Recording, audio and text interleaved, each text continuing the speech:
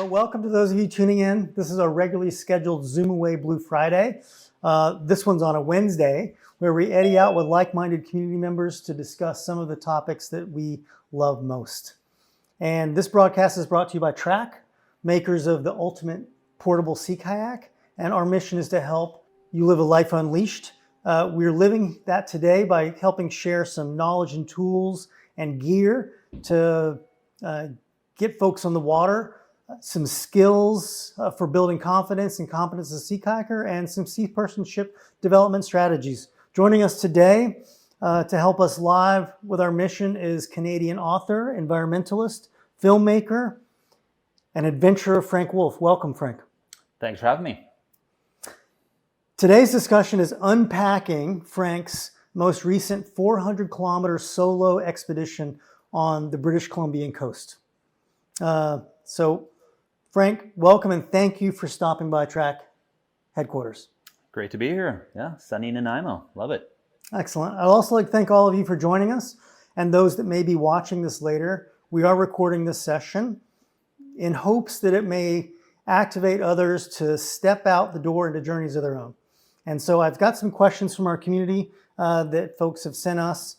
I invite you to submit questions through the chat on Zoom or any comments, and we'll address the ones that we can in the short time that we have together with Frank here today. So let's get right into this, Frank. As a Canadian and recognized as one of the most greatest Canadian explorers by both Canadian Geographic magazine as well as Explorer magazine, you've traveled more self-propelled kilometers in Canada than anyone, it seems like. You seem to have a focus on the Canadian North. Mm-hmm. What is the appeal of the North Country to you? Yeah, I mean, Canada, we're very lucky where we are, of course. I mean, there's really no wilderness like it. If you look at compared to the population and what we have north of us, you can kind of go in a lot of Canada anywhere, anyway, for as long as you want, in the wilderness, self-propelled, if you can manage it. So, yeah, and I love the contrast to the north, the cold, the bugs, the challenge, and really being out there where you're really kind of independent and completely self-reliant, and that's kind of when I really come alive, right? Yeah. So if there's kind of this easy out kind of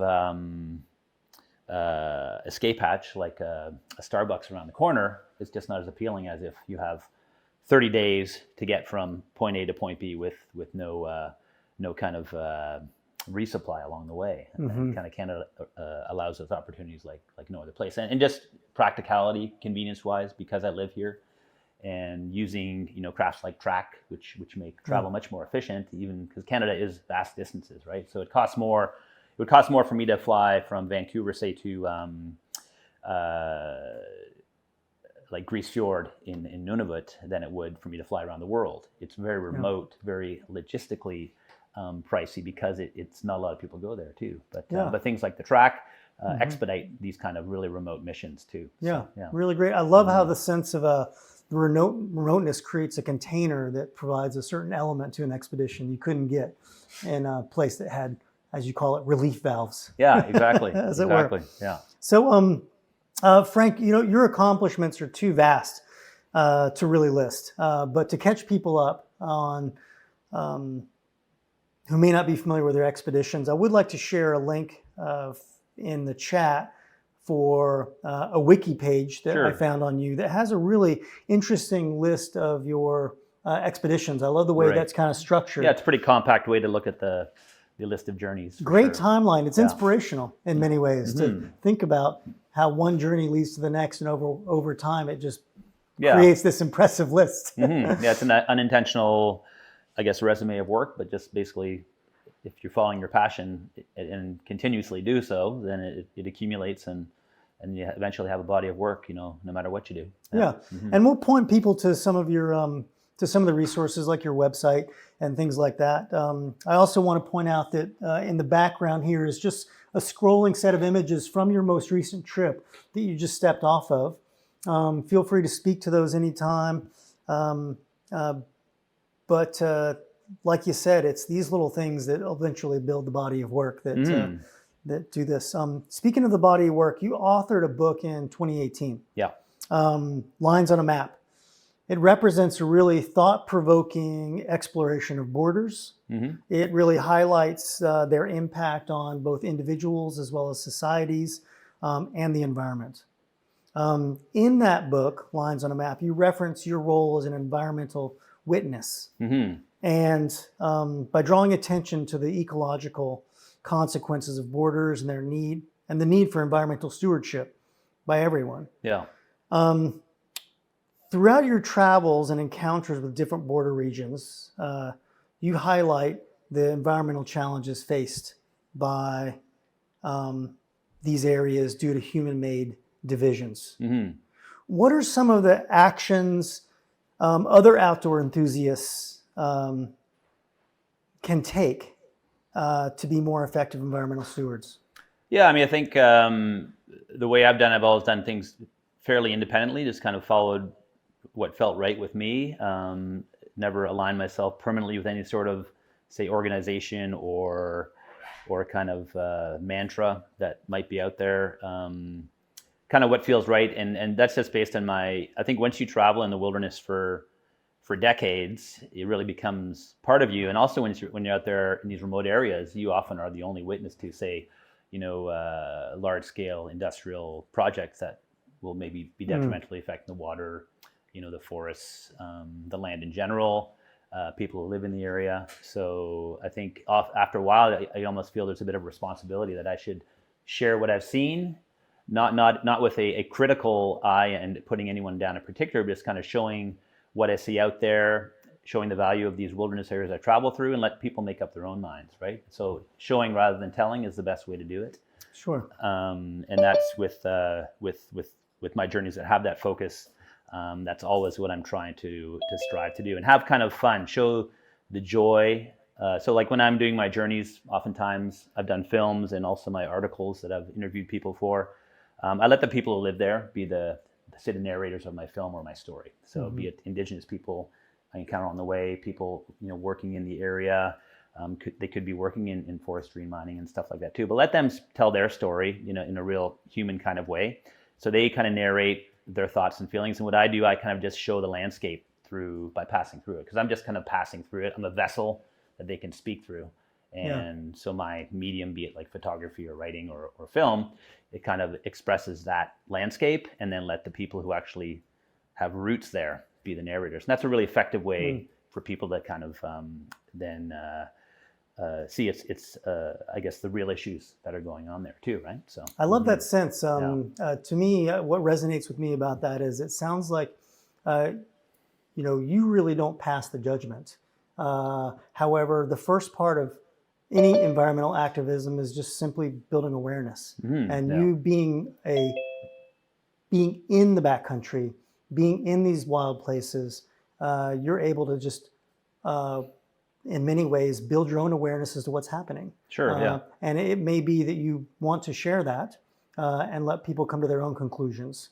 And I love the element of the storytelling that you bring in terms of letting those that are more intimate with the space, that understand the complexities that might exist locally, to really tell that story for themselves. Yeah, sure. And if you're going to any, like for example, talking about traveling in Canada, if you're going to any remote area of Canada, 95% of people you're going to meet are the Indigenous people of Canada, the Inuit, the First Nations, and they have millennia of history there and knowledge of the landscape. So I'm just kind of passing through. Things that happen there really affect them. They don't really affect me, but kind of sharing that with people and getting people also excited with, wow, this is a really cool trip, just the pure aesthetic and experience of the trip alone.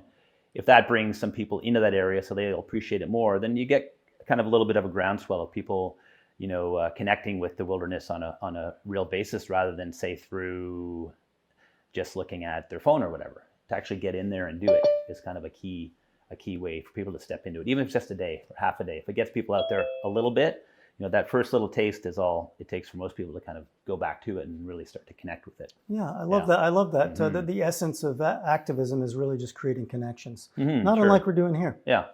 So your most recent expedition, a 400-kilometer kayak journey through the outer islands of the north coast of British Columbia.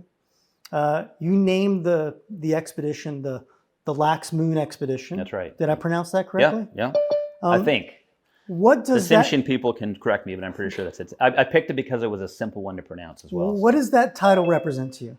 Yeah, so Laxmoon, it's a term, it's a Tsimshian term. Tsimshian's the main kind of indigenous people that are kind of in the mainland area of the kind of Great Bear Rainforest, North Coast, Central Coast, as well as the outer islands, kind of until, the Hecate and then Haida Gwaii. The Haida are a different nation, but it just means of the sea.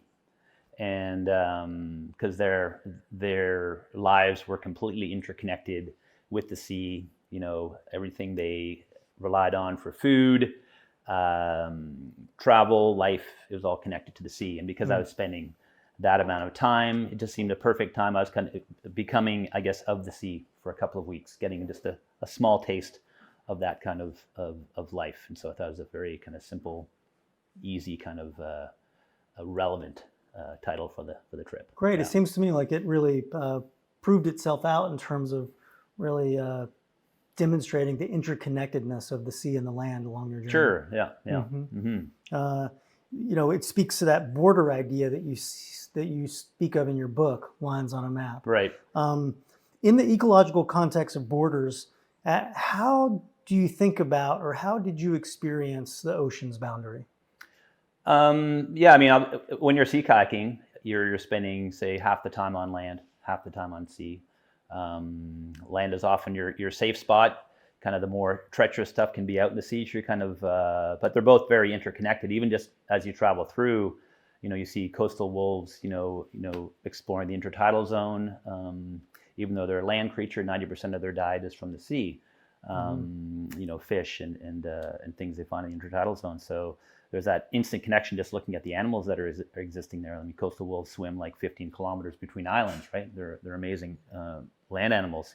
That's just an example of that connection. So there's a border, but they're completely intertwined. There's no separation.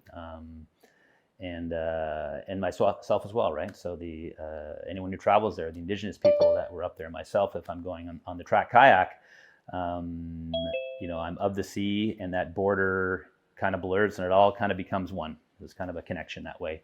You can't look at the physical nature of just land and liquid. It's kind of like they're totally interdependent on each other for sure. Yeah.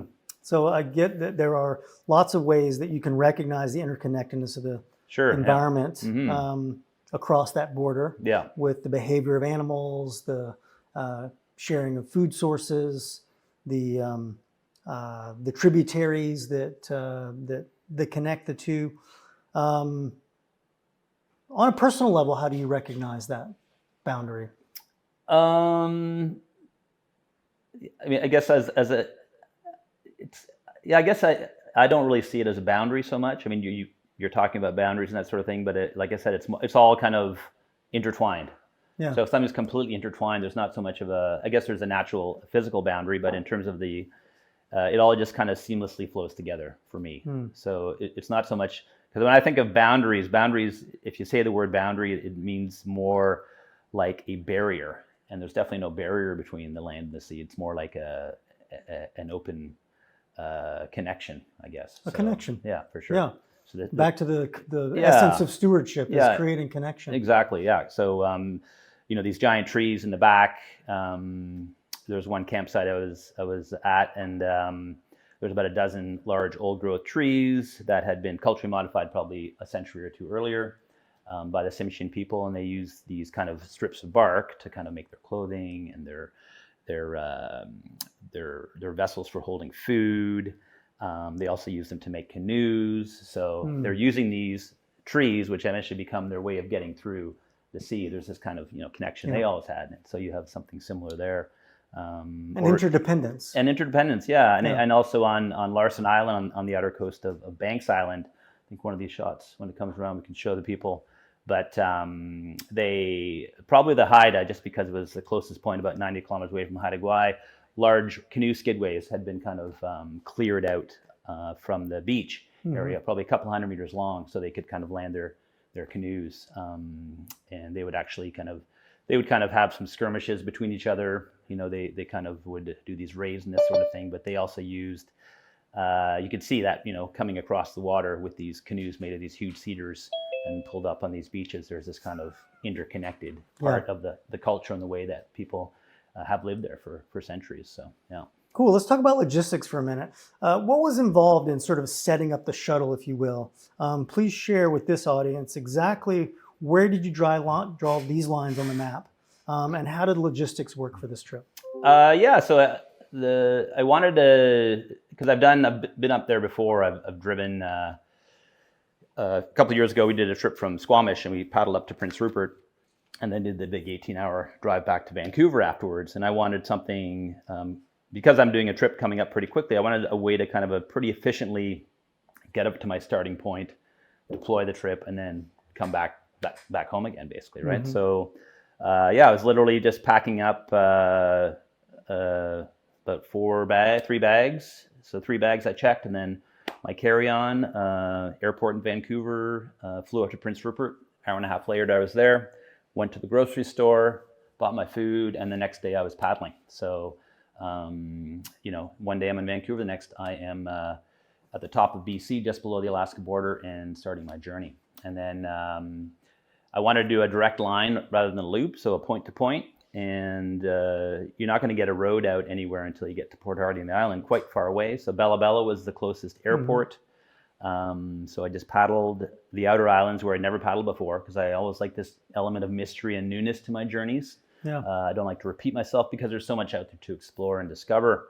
So on my bigger journeys, I like to kind of do something fresh. And so doing this outer island route where I hadn't paddled before, going to Bella Bella, and then landing on the beach there, packing it up, and then flying back was kind of like just a really efficient, streamlined way to go. And you can imagine that if you extrapolate that to going anywhere in the world on a plane, where you can roll your bag onto, your boat onto, and then paddle anywhere you want. The ocean is all over the planet, as we know. 2/3, I believe, of the planet. So the possibilities are endless if you have that sort of vessel to kind of get anywhere and create whatever line you want to do, right? So whatever your heart can or your mind can kind of create. Yeah. So the logistics sounds super simple.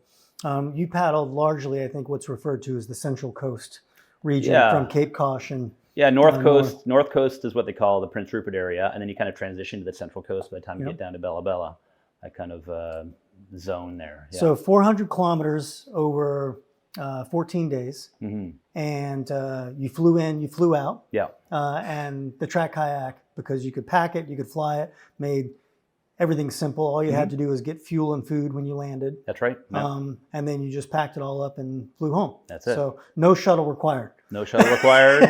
Exactly. And I also have done a lot of trips solo, so I want to kind of explore the solo, headspace to do with that, and spend some time with myself in preparation for another trip I have later this year, where I'm going to go paddle in Labrador, and so kind of almost like in one kind of spring summer season, do a significant trip on the West Coast and also one on the East Coast. So you anticipated some solo time on there. Mm-hmm.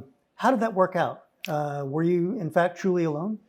It was. Yeah, May is a quieter time, I think, generally up there. And also in 2020, when I went up the inside from Squamish to Rupert with my friend, there was no boat traffic at all. It was probably a year like there will never be again before. There's no ferries, no cruise ships, no motorboats, no boats at all. We saw 3 people in 27 days on that journey. So I didn't expect that to happen again.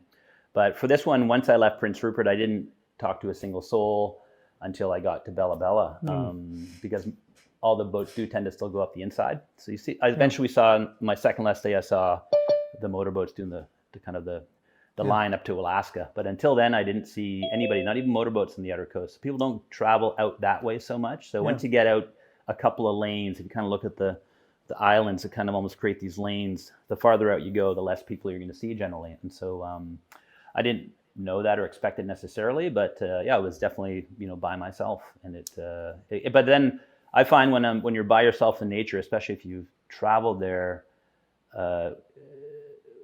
in nature and been immersed in nature for a couple of decades, long trips, I find that you're not alone. You're kind of like there's pictures of me kind of just hanging out with the trees, and these are kind of living beings, and you really do feel connected with everything around you. You feel connected with the sea, you feel connected with the forest, you feel connected with the animals, and they're all kind of living beings. It doesn't have to be a human being if you're comfortable with yourself and all that life out there. It's very immersive, it's very engaging. You don't feel lonely, you feel actually more connected sometimes than you are, say, in a city with a million people around you. So yeah, awesome. So in many ways, you were creating connection yes, for yourself. Exactly. Yeah. With the land and not having other people around, it sounds like facilitated that. Yeah. And that's not for everyone, for sure. But for me, it was a very easy living, really. So it's certainly rare in today's modern world for sure to be solo for 14 days. Yeah, and it's like, people do way bigger solo trips than I've done as well. But maybe they're often running into people a little bit more, depending on where they are, unless they're, say, I guess, rowing across the Atlantic Ocean or something. But so it's kind of a neat thing to find. I think most people, if they do it, it's you working with Knowles as well. You'd send people out on their solos for that reason, right? To spend time with yourself in nature, and that's how you don't get distracted from yourself, and you kind of really get to know yourself in that context. It's where growth really happens. It is. Yeah. Fantastic. Almost like a little professional development for yourself. It is. Along the way. Exactly. As an adventurer. Yeah, a little retreat meditation course, unintentionally. Yeah. Frank, one of the things that I was inspired by, that I loved, was your discipline of haiku poems that you published every day of the 14 days. You posted them through your Garment inReach. And connected with the outside world, giving us a bit of a sense of place. How do you plan to communicate that interconnectedness that you're describing to local communities and those of us that want to be more active in stewardship? You mean beyond the haikus, or beyond the haikus? Yeah. I think so when I'm out there, like, the basic way to do it is, it's very simple. I mean, I think we were discussing it just before, as far as like having the only way to communicate with the outside world is, basically a text, and a 575 haiku is the perfect, easy kind of almost reflection I do every day to do that sort of thing. But then while I'm out there as well, I'm also actively photographing or taking film clips and writing, and then afterwards coming out with published articles, blogs, and media in general, just to kind of share the experience with people and bring them into it a little bit as well. So, and I have done lots of films over years past, and once I started repeating myself too much, my creative part has to be an adventure as well. Once it becomes stagnant, then I've kind of backed away from film, but I really do like the immersive, unlimited expression that writing gives me, for sure. And then photography as well. So I find when I'm out on these journeys, I'm the most creative. And that kind of creativity, then I kind of share and kind of intimately kind of bring to people after the fact. So fantastic. For those that did not follow along and read your haiku poems, can you give us a sense of place along the wild BC coast? Describe for us the flora and the fauna, or maybe the contrast that marks this border region in some sense. I think it's very. Once you get to those outer, like, there's John Comantis, if people know, in BC, he's kind of mapped out campsites along the entire, around Vancouver Island, the whole Inside Passage. And he's the author of the Kayak Atlas. Exactly. Yeah, exactly. So, but there's not much for those outer islands, and because there's some information on the BC Marine Trail site for some areas, but it's kind of a bit more mysterious and unknown in that sense, in terms of people don't go out there as much. So half the sites I did are things I just kind of scrabbled out of the bush. You kind of see. Oftentimes you look for signs like there's these wonderful large Sitka trees and cedar trees, and often if you see some of these big trees along the shoreline, there's good camping, because often there's space underneath these trees. So you're not following someone else's kind of line or suggestions. You're kind of looking with your own eyes, and kind of in kind of a place that hasn't changed so much in many areas for thousands of years. So reading the land, Exactly.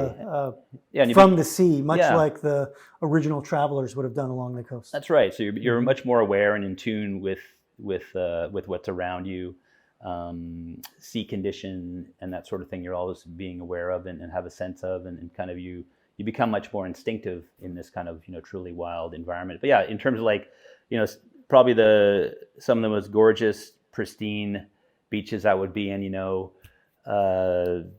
be like National Geographic Travel's top 10 beaches of the world. There's like dozens of them up there. They're numerous, and there's people there, and people rarely go there. It's just created. It's like this remote, pristine, almost utopian place that exists up there, and you're the only person there, and probably the first person there at these campsites this year because I was going early season. So it's kind of a special place to be. It takes some effort. There's lots of big crossings, 7, 8, 9K crossings to get through the island sometimes. So it's more committing. But when you go through these kind of gauntlets in these kind of areas, then the rewards are great, right? So just humpback whales kind of breaching not far from the kayak as you're paddling down. I had 7 sea lions one morning follow me for 3 hours, just kind of porpoising beside my boat and just playing and feeding as we were both all moving down the coast together, kind of thing. So you have these kind of really cool experiences with these creatures in the land as you go kind of along the way. So, and things just serendipitously fall together. One thing with these journeys I've learned is that I've never regretted, doing one. It can always be daunting logistically, but once you break the inertia of the city or your home or wherever you live and you step into this new kind of way of living for a couple of weeks, you never regret it. And it's something you'll take with you and hold with you for the rest of your life. And you're always going to grow every time you do it. So often it sounds like you're acknowledging that the hardest step to take is often the first one. Absolutely, yeah, it is. It is the hardest, yeah, because you can always build up in your mind an excuse not to do something. But once you actually step out and take that first step, the hardest thing is to get to the first step. Like once I took that first paddle stroke out of Prince Rupert, then it was like relief. It was like nothing I can do. Everything I have is in the boat. Everything just simplifies. All I have to do is get to camp and move through space and time until I get out the other side, whenever that is. And it instantly simplifies it. The complexity is just, or the perceived complexity is to get to that starting line for sure. Yeah. Yeah, it's a boundary in itself. It is. Getting there. It is. Yeah. Thank you for describing that sense of place for us. Really, even for someone as traveled as you are, as an adventurer, it sounds like it really had a sense of exploration for you. Oh, for sure. Absolutely. Yeah. I know you didn't see anyone along the way, yet you were connected to this ancient land that had a rich history of interconnectedness with original people.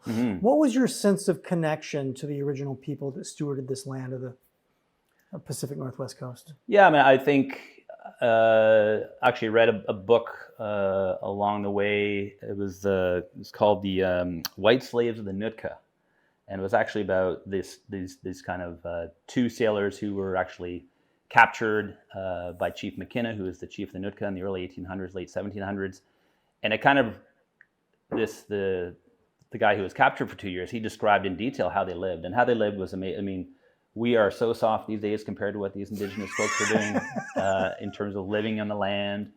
Like, for example, before they went off on their whale hunts, they would like literally scrape their bodies over barnacles to harden themselves. They would be bleeding head to toe before they headed out in the sea, to try to get a gray whale with a harpoon made of shell and like a shell tip. And it's like the skill and the immersive oneness with that landscape they would have had that just kind of really just made it seem luxurious what I was doing. I was, compared to the knowledge they had and the kind of the way they kind of knew how to live and survive off of everything around them.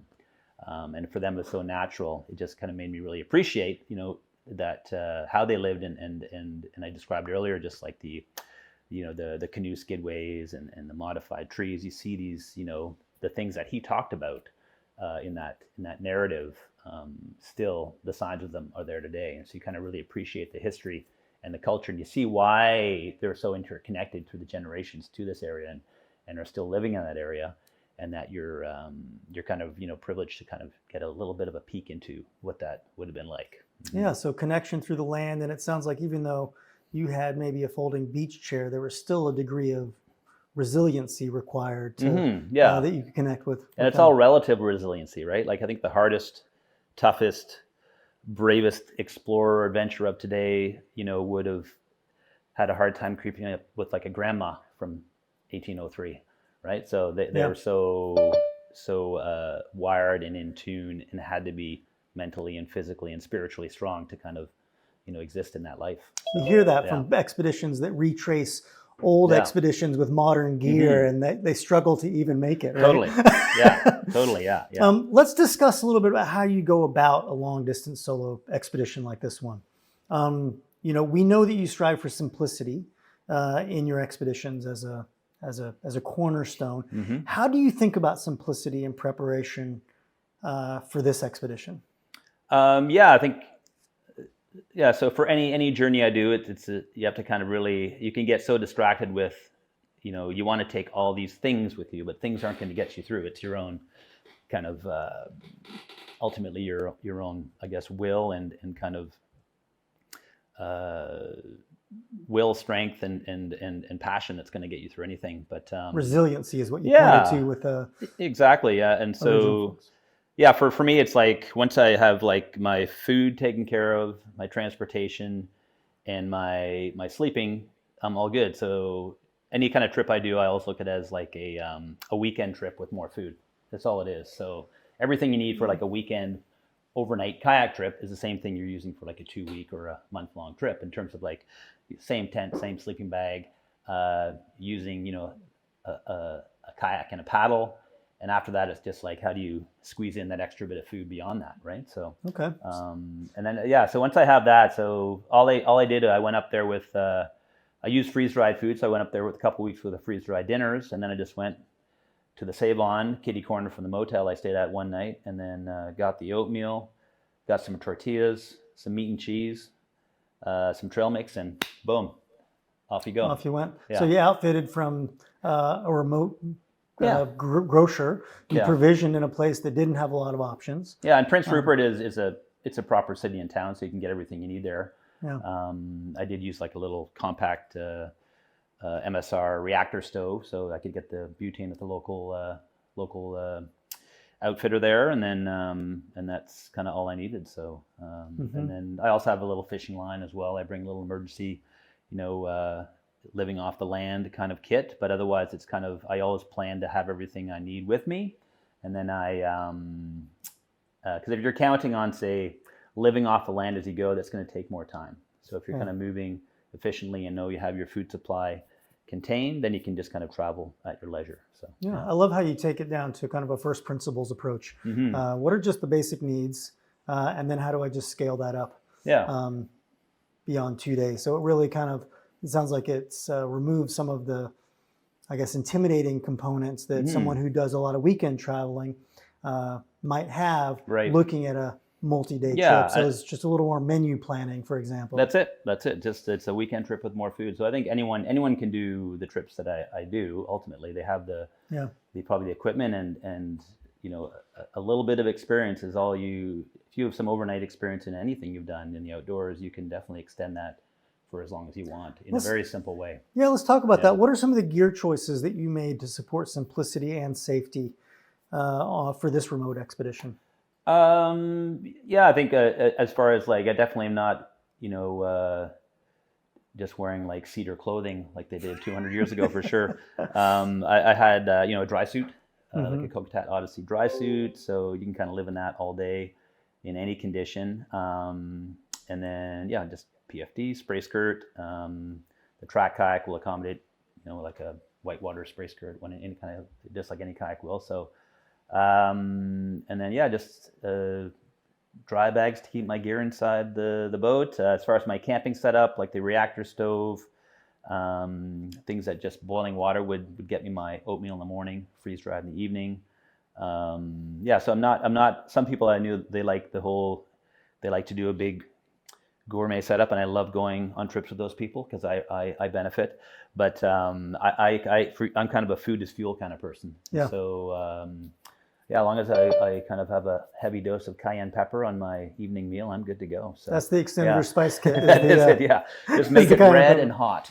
So, yeah, so that's pretty much it. So you basically have your paddling clothing for the day, little comfortable clothing for the evening, and then little compact MSR access tent, and that's it. So yeah, and then good to go. And I use actually a compact down bag as well, just because the compress is nice and small. Keep that in a dry bag so that I can deploy that. And so I try to keep things compact. So the compact stove, compact sleeping bag, compact equipment so you can easily pack that into the kayak too. Makes everything easier. Exactly. Yeah. So the giant Canadian Tire sleeping bag that's this big is not going to work out, right? So some compact modern equipment for sure. Yeah, so investing in really modern equipment. One thing it sounds like as a strategy is that the way to scale up the weekend to the multi-day trip is to simply not take any more clothes. And it sounds like one of your tactics is to simply separate, these are my paddling clothes, I just wear them paddling, and these are my camp clothes, these are my camp clothes, and never should the two cross. And they last longer in both those areas. That's all you need. And then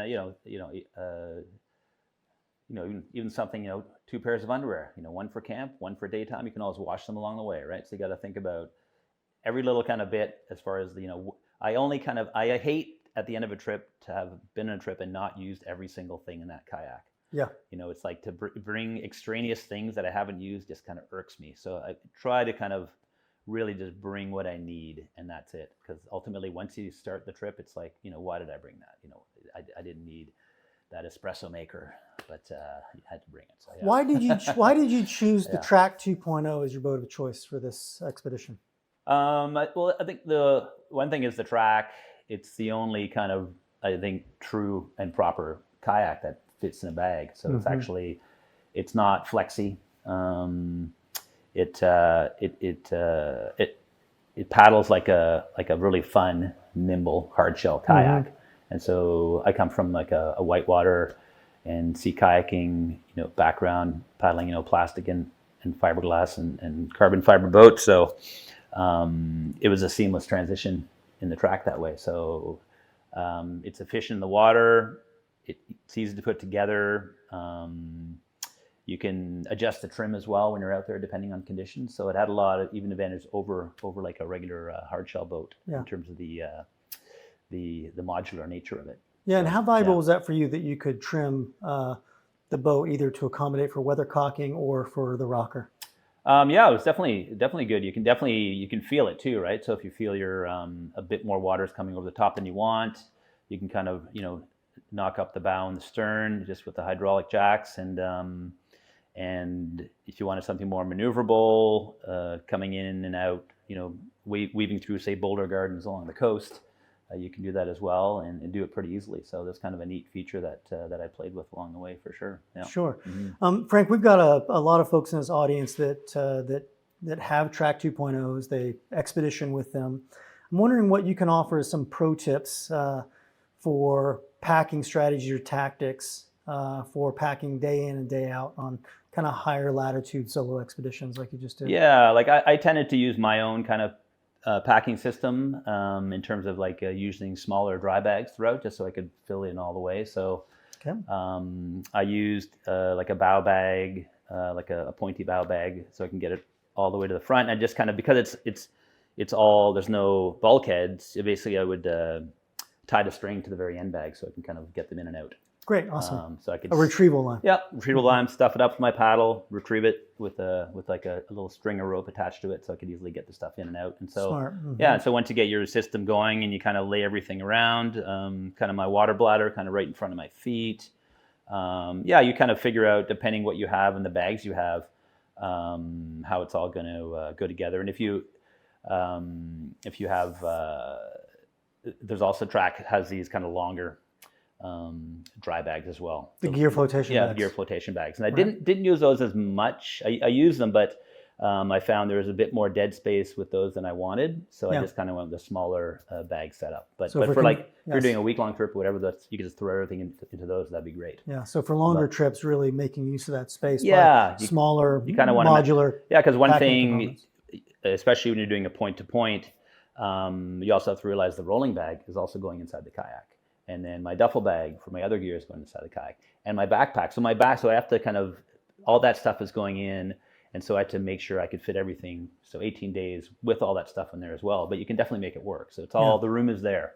And one thing, without the bulkheads, it actually gives you more room to put More stuff usable into. space. Yeah, more usable space too. So yeah. Great.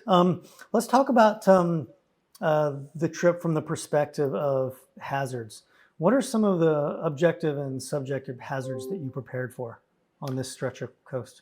Yeah, I had, so one thing I did with my Kokatat PFD, I had like a little ditch kit attached to my back. So you never know if something, somehow, if in unforeseen circumstances I get separated from my boat or whatever, and I'm say I left my boat in the intertidal zone. Next morning I wake up, it's gone. I would never do that, mind you, but it has happened to other people. But just you never know what's going to happen. You can try to look at every single possibility, but nature can always throw left hooks at you for sure. So ditch kit with like my in-reaches in there, Yep.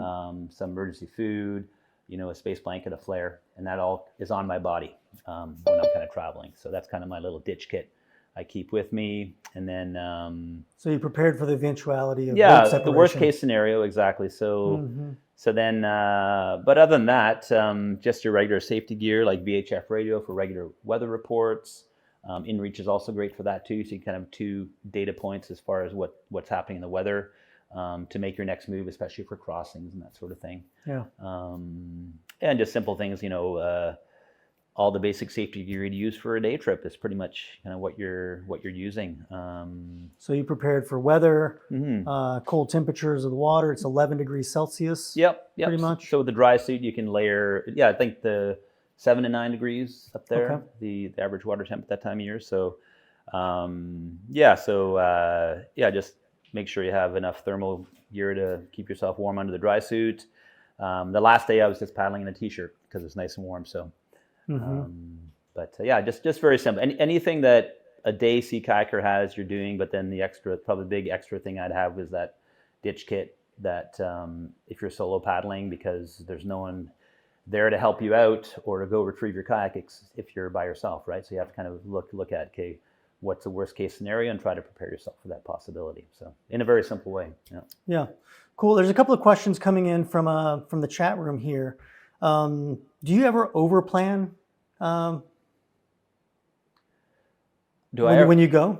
I think I always do a little bit. But after you've done a whole bunch of trips, you kind of catch yourself. There's always this human instinct to grab at the shiny baubles to take them on the trip when probably when you're on a trip you won't use these things. So I do keep it pretty simple. I try not to overplan. I probably, in many ways, people think I underplan because most of my journeys, the only thing I know is where I'm starting and where I'm finishing. I have no idea where I'm going to be anytime in between. So if I'm, say, doing a trip across like the Northwest Territories, none of it like last year, I only knew I was going to start at the border of the Yukon and the Northwest Territories and finish in Kugluktuk, but I didn't know where I was going to camp any night. I just kind of move along, do my day, and around dinner time I'll start looking around and I'll end up where I end up. And so that's simple in terms of not trying to overplan, because oftentimes, especially on a sea kayak trip, the weather is going to tell you where you're camping. Yeah. Or the sea conditions will tell you I'm going to camp here this night and that night and that night. So I leave the in-between open, which is what I really love about it. It's that mystery and that kind of, off the cuff, in the moment decision making, and just kind of letting the day unfold every day. And every day is a mystery, which is what adventure is, right? If you knew what was going to happen every day, it wouldn't really be the same adventure. Mm-hmm. I love what you're saying about that. It adds to that sense of being authentically from the sea, as the Laxmoon name is. Yeah. We've got a question from Francine, a track pilot here, who's wondering about what were your sources of drinking water? So there are lots of creeks coming in. All those islands have creeks generally. And one thing that a lot of people use, say, charts and navionics. there's an app called Canada Topo, which you can have on your phone, and it's a 1 to 50,000 topo of the area, and that really shows water sources better than the Navionics does. Navionics doesn't give you all that information, so with that I could track down, if there wasn't, say, water at the camp I was going to, I would load up my 6-liter water bladder before camp, and make sure I had it. If I was approaching camp without water, I'd have it in advance. So, but especially in May when I went, there's lots of water flowing still in all the creeks. I think once you get up there in August, you'll have a lot more dry creeks, but there's still plenty of water sources. Dave B wants to know, did you use filtration? I did on occasion. I have a little like an MSR, little Trailworks hand pump that I can pump directly into my mouth or into a water bottle. A lot of time though, it's hot drinks that you're boiling, so that's all taken care of. Diego also points out, who asked the question, is do you overplan when you go? It points out, is this part of the first step issue as well? Definitely, yeah. The more kind of, you can definitely overthink trips, and the simpler you can make them, because you're just kind of living, breathing, eating, and moving through space and time like you are in your day-to-day life. It's not much different. It's just a different environment. So once you've taken care of those basic needs of transportation, food, and shelter, you kind of stop there and just go. Yeah. So. What presented as challenges that you did not expect? I don't know if I didn't really have any expectations, but I've done enough ocean kayaking that kind of I've been in big seas before and that sort of thing. So I don't think there's anything necessarily surprising to me as far as like challenges. I knew when you're solo, of course, you have to haul everything yourself up and down. You know, oftentimes you're there at low tide. It's a bit of a long walk, but the track is nice and light too, so it's easy to shoulder, which is another bonus for that boat compared to some bigger, like heavier glass boats if you're solo. Yeah. But there were no real unexpected challenges. I mean, I had a few, just maintenance, like things with the track and that sort of thing, but they were simple like patches and that sort of thing, right? So, sure. But it wasn't anything beyond expectations for sure. Yeah. How do you think about risk assessment and decision making on a consequential route like the Laxmoon expedition? I mean, I think I've been doing journeys for a long period of time, and I think a lot of within your own personal skill set, if you're confident in that skill set, that's a lot of your safety too. I mean, you're not going to overcome. Nature is way more powerful than I am, but also I guess decision making is a lot of your safety. So in terms of not, like I had a 4-day gale come in on Banks Island, and I'd planned to go outside Banks. I went out there and had the morning forecast. It was basically like 30 knots from the south, then 40, 45, 45, and then turning to 25 knot. And then I'm 3 days into the journey. You have to look big picture and make the decision, okay, I'm going to back off and go down the inside just because I may go through all my residual food supplies and I still have a lot more big crossings ahead of me. So you have to kind of, make decisions kind of based on your experience. But in terms of like safety, in terms of things like first aid kit and not, most safety comes down to your decision making in these situations. Yeah. So it sounds like the two things really in terms of strategies there. One is to think big picture. Mm-hmm. And second is to make conservative calls. Sure, especially when you're solo, right? So there's not someone there to kind of back you up or go for help or whatever, right? So you're self-contained, and I mean, you can definitely call for help. But out there, when is someone going to get to you? How are they going to get to you? Depending on the nature of the emergency, there's no need. You don't want to get into that kind of part of it. So the solo trip element and the remoteness sort of influenced significantly your decision making. For sure. Yeah. I got another question from the chat here that's related to that. Did you find that you needed to be more careful with your track compared to a hard shell? I think there's just a different set of habits. I mean, what you get the portability, like with a plastic kayak, you can kind of run it right up on shore, but you can't take it on a plane with you either, right? So I think once you get into a set of habits with it, it's still very tough. You can still run it up onto a beach and all these kind of things like you do with any kind of kayak. but you definitely want to, in terms of getting in and out of it, it's not like a hatch system. So it's like anything. Once you get a certain habits with a piece of gear, every piece of gear is different. Then after a few days, it just became normal. In terms of working the zipper, it access the back, using the jacks to kind of relax the frame or tension it, depending if you're getting in and out in terms of gear. I think it's just like anything. It's like a set of habits. So, and just to kind of normalize that way. But you're not going to treat it exactly the same way for sure. But also, you're not going to be able to do a trip like this unless you have a folding kayak. And if you're going to have one, I think TRAK is definitely by far the best option you can get in the market for sure. Yeah. Bethany wants to know, what's your technique for managing steady energy intake and outputs when you're out on the water for prolonged stretches? Yeah, for myself, I know I've been with other people, and I tend to have a high amount of energy, and I don't need a lot of fuel to maintain that energy. I don't need sleep on journeys very much. I can get by with 4 hours of sleep because I'm just so wired on the experience. Everything's so new and fresh. So that kind of, I find I get way more energy on a journey like this than I do in day-to-day life, just because it's everything's so much stimulus. So that stimulus almost energizes me as much. But for me, like my food needs are just pretty basic. I don't really count calories. Like my daily meal plan is like 3 packets of oatmeal in the morning with some raisins, 2 tortillas with some meat and cheese and some mustard, a couple of handfuls of trail mix and probably a Cliff Bar, and then freeze-dried food at night, and just kind of repeat. And that's good for me. And I think everyone has different energy needs though too, right? So I kind of know what works for me. But you can't like take my meal plan and give it to someone else. People have to kind of figure out what they need, and they need to bring that on the journey with them, obviously. So it sounds like one of the ways to prepare for a extended know yourself, know your body, is to know your body, know your field plan, and just scale that up. From a weekend trip with maybe a little more conservative reserve. Exactly.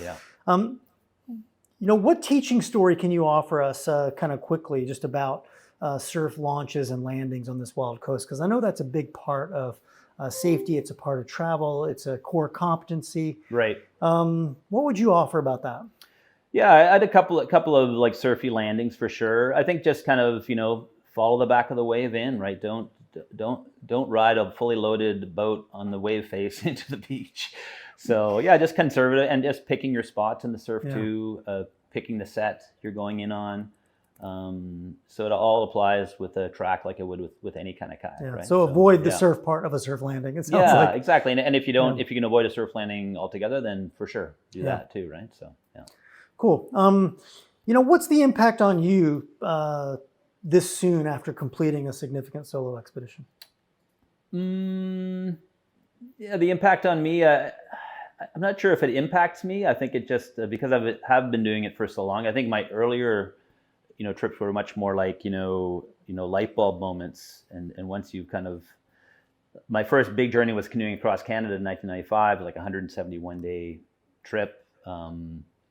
Half the year, and that kind of just ingrained, this is what I want to do for the rest of my life. And I've been doing journeys like that, ever since. And so, in terms of me kind of, I think it just, for me, it just kind of reinforces that it's the right thing to do.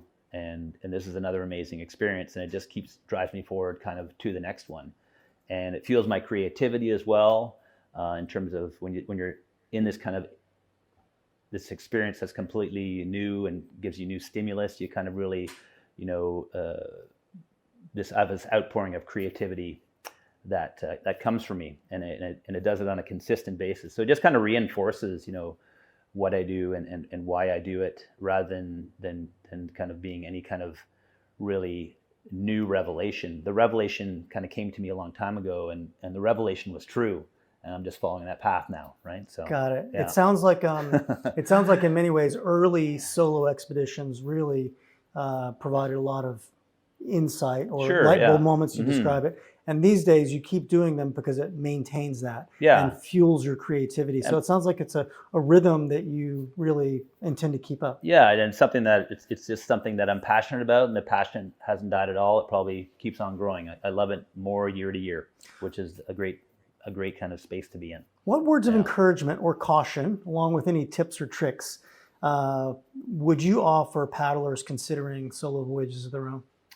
Yeah, I think you'll never regret it. It can be kind of scary. There's definitely comfort in being as part of a team. My next journey is going to be with a team of 4 people, and we have a shared skill set. In many ways, I'm probably the least experienced, least skilled kayaker of the group, and I'm going to probably learn a lot from them, and you naturally can then lean on them a bit more. But I think if everything is on you, you kind of really learn about yourself and kind of grow a lot more when you're forced to kind of do everything. And it actually, once you get into the rhythm of it, it's not that intimidating. It's actually really engaging. So, Terrific. Hugo wants to know, are you still planning to do the Lofoten to Nordkapp trip? Yeah, that's right. I was going to do that, but because of the time constraints with my Labrador trip upcoming, I'm pushing that to another time. But for sure, I mean, that's like an ideal, track trip. Flying to Oslo, hopping on the train up to Lofoten, and then deploying the kayak and heading up to Nordkapp and then packing it up and hopping on the bus back. It's like the ideal kind of track adventure trip. So that's definitely on the list. Yeah. Cool. We look forward to following on that one. Yeah. One last question from Chris is, what are your primary concerns regarding wildlife on shore in this biome? Yeah, I mean, up in that area, the coastal wolves, I've been face to face with them quite a bit, and they're, like I said, 90% of their food is from the intertidal zone. They're not interested in what I have. What I find in most areas, in truly wild areas, most of the time you're going to, in terms of bad interactions with animals, it's going to be in habituated areas where they're more used to people or have become used to people. I find with wild animals, 99% of the time, they're going to be going the other way. Or they may be curious but not threatening. So, but I did have, there are, grizzly bears in the area. I did have bear spray with me just in case. Other than that, just kind of enjoy the wildlife. You're kind of privileged to be where they live and observe them, and I feel very comfortable and always excited to see the animals rather than being scared or concerned. And that's just based on years and years of experience with animals kind of up close, being respectful, keeping a clean camp, these kind of basic things. But other than that, non-habituated wild animals, predators, etc., are generally pretty okay to be around. Yeah, building a healthy connection to bring it full circle. Yeah. So let's talk about what's next. What's the next expedition to help you keep you in your happy place? Where are you going from here?